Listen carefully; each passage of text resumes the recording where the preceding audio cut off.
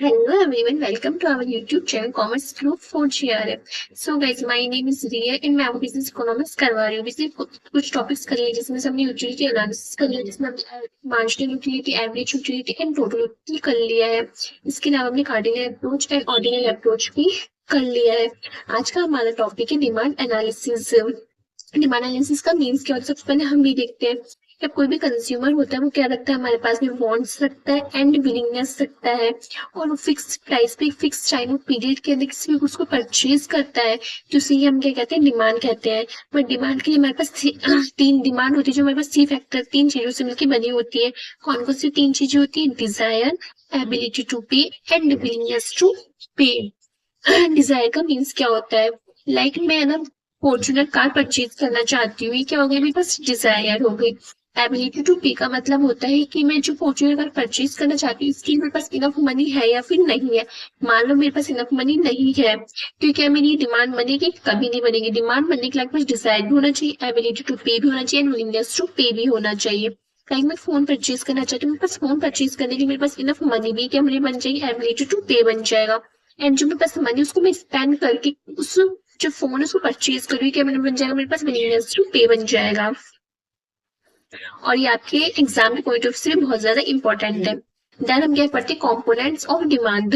Demand कितने components होती है? थ्री कॉम्पोनेंट्स होती है। कौन कौन सी होती है? Quantity, price, period of time. ये आपके पीवाईक्यू में ऑलरेडी आ चुका है। क्वांटिटी का मीन्स क्या होता है? जैसे मैं आईफोन परचेज कर रही हूँ, मुझे एक आईफोन की नीड, एक फोन की नीड है, मैं एक फोन परचेज कर रही हूँ, तो क्या होगा, मेरे पास क्वांटिटी होगी। प्राइस का मतलब क्या होता है कि वो कितने रुपीज का है, वो जो मैं गुड्स परचेज करूँ कितने रुपीज का, ये होगी प्राइस। होगी पीरियड ऑफ टाइम की, मैं किस पीरियड ऑफ टाइम के लिए उसको परचेज करूँ, लाइक मैं आज परचेज कर रही हूँ, कल परचेज कर रही हूँ, फिर कब परचेज कर रही हूँ। देन अब हम पढ़ेंगे इंडिविजुअल डिमांड। जैसे कि आपको नेम से पता चला, इंडिविजुअल मतलब क्या होता है, वन कंज्यूमर। जब आपके पास क्या बोला है, इसे देखो, individual demand refers to the quantity of a good that a single consumer is willing and able to buy at different prices during a given period of time.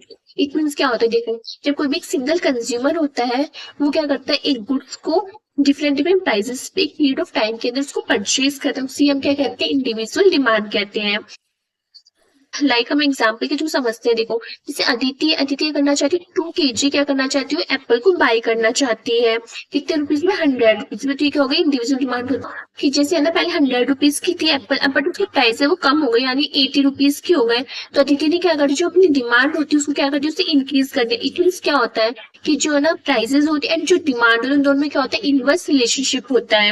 यानी जैसे जैसे प्राइस इंक्रीज होती जाती है, वैसे वैसे हमारी जो डिमांड होती है वो कम होती जाती है, एंड जैसे जैसे हमारी जो प्राइसेस है वो डिक्रीज होती, वैसे वैसे हमारी जो डिमांड है वो इंक्रीज होती। लाइक देख लो, जैसे आपने एप्पल के में देखी, और लाइक हम ये बोल सकते हैं, जैसे गोल्ड है, आजकल गोल्ड का चल रही रेट्स अलग अलग होती है। गोल्ड क्या होती है, जैसे जैसे डिक्रीज होती है गोल्ड की रेट, वैसे वैसे उसकी जो डिमांड होती है वो ज्यादा इंक्रीज हो जाती है, जैसे जैसे गोल्ड की जो प्राइसेस है वो इंक्रीज होती है, लोग उसको परचेज कम करते हैं, इसकी जो डिमांड होती है वो क्या हो जाती है, कम हो जाती है। देन हमारे पास क्या आती है, मार्केट डिमांड। मार्केट का मतलब क्या होता है, जब बहुत सारे कंज्यूमर होते हैं परचेज करते हैं गुड्स को, उसे मार्केट कहते हैं। लाइक हम बोल सकते हैं कि ना, जो हमारे इंडिविजुअल जो कस्टमर्स होते हैं उनका सम कर देते हैं, तो हमारी क्या बन जाती है, मार्केट डिमांड बन जाती है। देखो डेफिनेशन में क्या बोला है, market demand is the total demand of all consumers in the market at different prices during given period में। एक पीरियड ऑफ टाइम के अंदर जब कंज्यूमर्स होते हैं, बहुत सारे कंज्यूमर्स होते हैं, वो एक गुड्स के अलग अलग प्राइसेस के अंदर उसको परचेज करते हैं, तो उसे हम क्या कहते हैं, मार्केट डिमांड कहते हैं। एग्जाम्पल के थ्रू समझते हैं। हमारे पास टू कंज्यूमर है, गणेश है, अक्षिता है।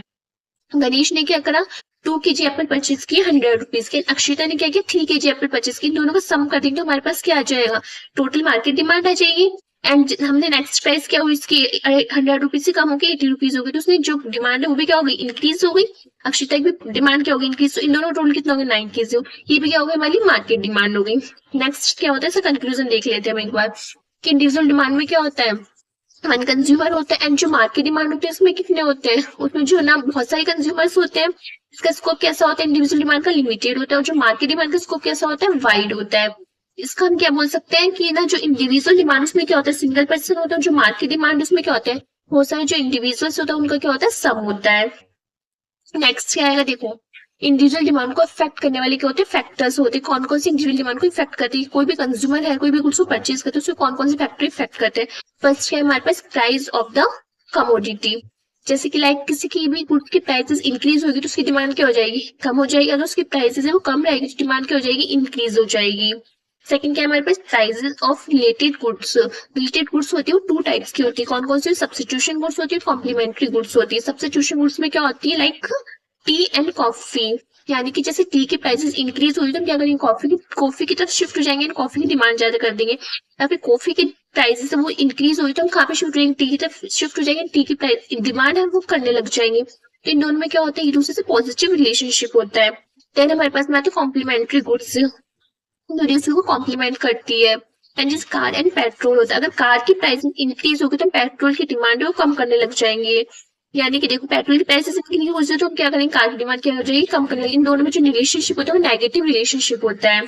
फिर हमारे पास आता है इनकम ऑफ द कंज्यूमर। अगर कंज्यूमर की जो इनकम है वो इंक्रीज होगी तो डिमांड भी क्या करेगा, इंक्रीज ज्यादा करेगा। एंड कंज्यूमर की जो इनकम है वो कम होगी तो डिमांड भी क्या करेगा, कम करेगा। बट एक इंफीरियर गुड्स के अंदर केस के अंदर कम होता है, अप्लाई नहीं होता। क्यों नहीं होता, बिकॉज अगर किसी कंज्यूमर की इनकम इंक्रीज होगी तो क्या करेगा, बेस्ट गुड्स परचेज करे, थोड़ा ना घटिया वस्तु परचेज करे, ऐसा तो नहीं होगा ना, इसलिए। नेक्स्ट आता है हमारे पास टेस्ट एंड प्रेफरेंसेस। ये कंज्यूमर के टेस्ट और प्रेफरेंसेस के बेसिस पे डिमांड करता है।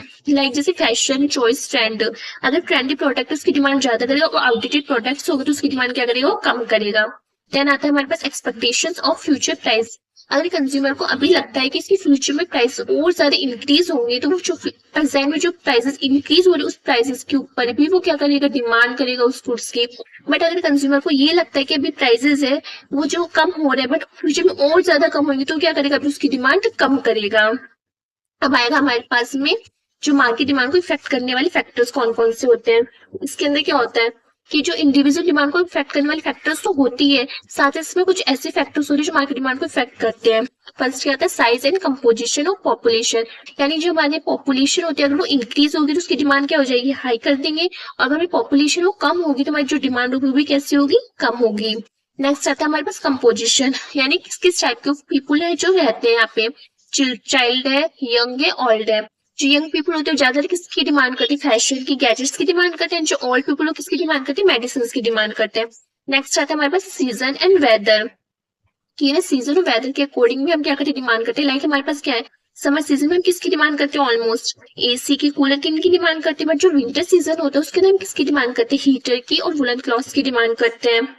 राइट, ऐसा तो है नहीं कि हम समर सीजन के अंदर हीटर की और वुलन क्लॉथ्स की डिमांड करेंगे, ये तो नहीं होगा। ये भी नहीं हो सकता कि हम समर सीजन के विंटर सीजन के अंदर हम ना उसकी कर रहे हैं एसी की और कूलर की डिमांड करें, ये तो होएगा नहीं। तो सीजन वाइज में हम क्या करते हैं, डिमांड करते हैं। नेक्स्ट आता है हमारे पास डिस्ट्रीब्यूशन ऑफ इनकम, कि जैसे जैसे लोगों के पास इनकम होती है डिस्ट्रीब्यूटर्स के अकॉर्डिंग वो डिमांड करते हैं। लाइक जैसे रिच पीपल है वो कैसे डिमांड करते हैं, लग्जरी गुड्स की डिमांड करते हैं। और जिसके पास equal income set income distribution होता है वो कैसे डिमांड करते हैं, स्टेबल डिमांड करते हैं बेसिक प्रोडक्ट्स की।